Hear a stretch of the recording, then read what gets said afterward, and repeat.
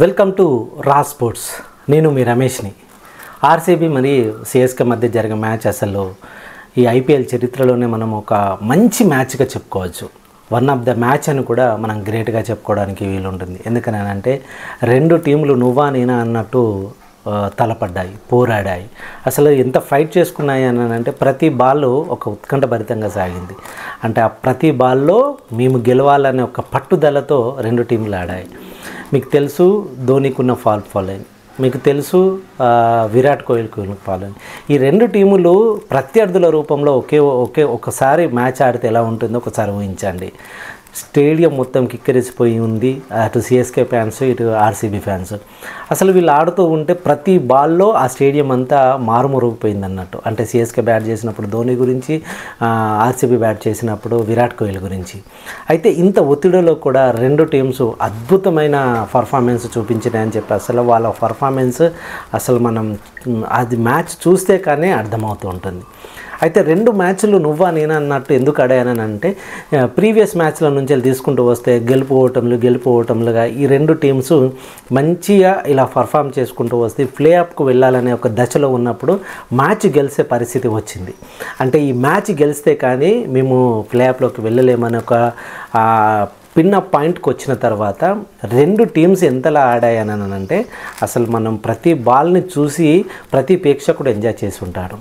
అయితే చివరికి ఆర్సీబీ గెలిచింది. ఆర్సీబీ కూడా లాస్ట్ ఓవర్ వరకు తను గెలుస్తాననే నమ్మకం కూడా లేకుండా ఆ సిఎస్కే అంత పగడ్బందీగా ప్లాన్ చేసిందని చెప్పేసాలి.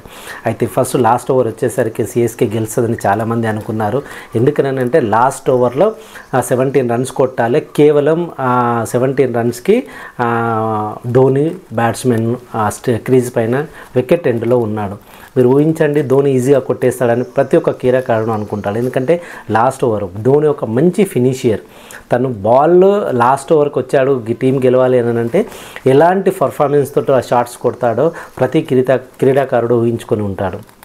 అయితే నిజానికి ఫస్ట్ బాల్నే 6 బాళ్ళల్లో ఉన్న ఫస్ట్ బాల్నే ధోని 6గా దాన్ని మలిచేశాడు. కథం స్టేడియం మొత్తం సిఎస్కే గెలిచిందని అనుకొని సంబరాలు చేసుకుంటున్న సమయంలో సెకండ్ బాల్కి ధోని మళ్ళీ షాట్ కొట్టబోయి క్యాచ్ అవుట్ అయ్యాడు. మొత్తం స్టేడియం మొత్తం పిన్ డ్రాప్ సైలెంట్గా మారిపోయింది. ఎందుకనంటే ధోని అవుట్ అయ్యాడు అని అంటే ఆ మ్యాచ్ ఏం జరుగుతుందా అని అంత ఉత్కంఠంగా ఉండే. కానీ నిజానికి ఎప్పుడైతే ధోని అవుట్ అయ్యాడో అప్పుడే మ్యాచ్ సిఎస్కే నుంచి జారిపోయి ఆర్సీబీ చేతిలోకి అంటే గెలుపులోకి వెళ్ళిపోయిందని మనం చెప్పొచ్చు. లాస్ట్ 5 బాల్స్ కేవలం 5 బాల్స్లో 11 రన్స్ కొట్టాలి. అటు జడేజా కూడా ఉన్నాడు. కానీ మనకు తెలుసు జడేజా లాస్ట్ ఐపీఎల్ మ్యాచ్ ఫైనల్లో తను 2 బాల్స్ ఉన్నప్పుడు ఒక 10 రన్స్ కావాల్సినప్పుడు ఒక 6 ఒక 4 కొట్టి సిఎస్కేకి కప్పును అందించాడు. ఈసారి కూడా అలాగే చేస్తాడని చాలామంది అనుకున్నారు. కానీ బౌలర్ చాలా సూపర్గా ఎక్స్ట్రానరీగా తను బాల్ని బలంతో కాకుండా తెలివితో వేసాడని చెప్పేసేయాలి. ఎందుకంటే తను వేసిన 4 బాళ్ళల్లో కేవలం ఒకే రన్ ఇచ్చేసి 4 బాళ్ళను డాట్ బాల్గా మలిచాడు అని అంటే తనకు హ్యాట్స్ ఆఫ్ చెప్పాలి. అసలు ఆర్సీబీ గెలవడం అనేది లాస్ట్ ఓవర్ ఉన్న బౌలర్ చేతిలోనే ఈ మ్యాచ్ ఉండని మనం చెప్పొచ్చు. అయితే లాస్ట్లో తను స్లో బాల్స్ ఇవ్వడం వల్ల 3 బాళ్ళను డాట్ చేసి ఒక బాల్ ఇచ్చి చివరిగా మనకు ఆర్సీబీ 27 రన్ల తేడాతో మ్యాచ్ గెలిచింది. యాక్చువల్గా 18 రన్లతో కాకుండా 18 రన్లకు తక్కువ ఉంటే సిఎస్కేಗೆ ప్లే ఆఫ్లోకి వెళ్ళేది. కానీ 27 రన్లతో ఆర్సీబీ గెలవడం వల్ల ఆర్సీబీ ప్లే ఆఫ్లోకి వెళ్ళిపోయింది.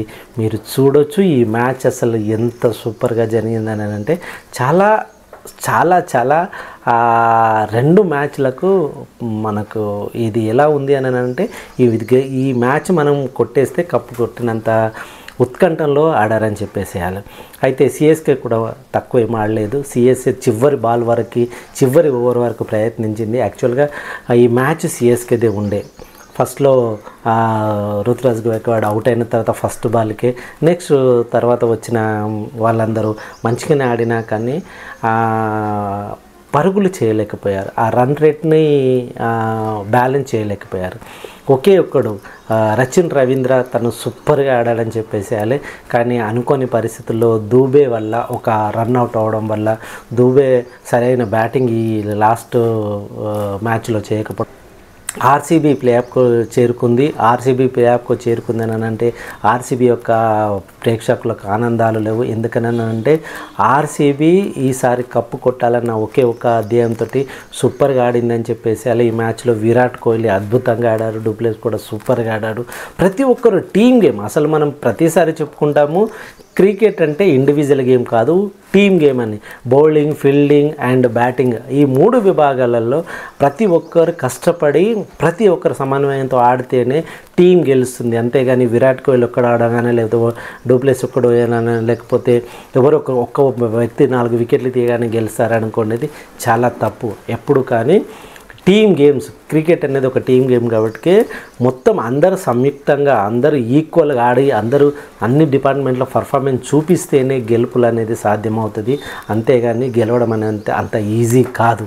అందుకోసమే ఈరోజు ఆర్సీబీని మనం చెప్పొచ్చు, వాళ్ళందరూ సమిష్టిగా ఆడారు. ప్రతి ఒక్కరు తమ వంతుగా ఏం చేయాలి, ఫీల్డింగ్ విభాగంలో కానీ, బౌలింగ్లో కానీ, బ్యాటింగ్లో కానీ వాళ్ళు ఏం చేయాలో వాళ్ళందరూ పర్ఫెక్ట్గా 100% చేశారు. కాబట్టి ఈరోజు ఆర్సీబీ విన్ అయిపోయి ప్లేఆఫ్లోకి చేరిపోయింది. కంగ్రాట్స్ ఆర్సీబీ, ఫైనల్గా తను అనుకున్నది సాధించింది. సిఎస్కే కూడా best of luck next time. చూద్దాం రాను ఆర్సీబీ ఎలాంటి పర్ఫార్మెన్స్ చూపిస్తుంది. పర్ఫార్మెన్స్ చూపించి ఈసారి కప్ తీసుకెళ్తుందా లేదా అనేది రానున్న మ్యాచ్లో మనం తెలిసిపోతుంది. Thank you very much. మీరు అందరు రా స్పోర్ట్స్ చూస్తున్నందుకు. చూడడమే కాదు, దయచేసి దీన్ని సబ్స్క్రైబ్ చేయండి, షేర్ చేయండి, లైక్ చేయండి.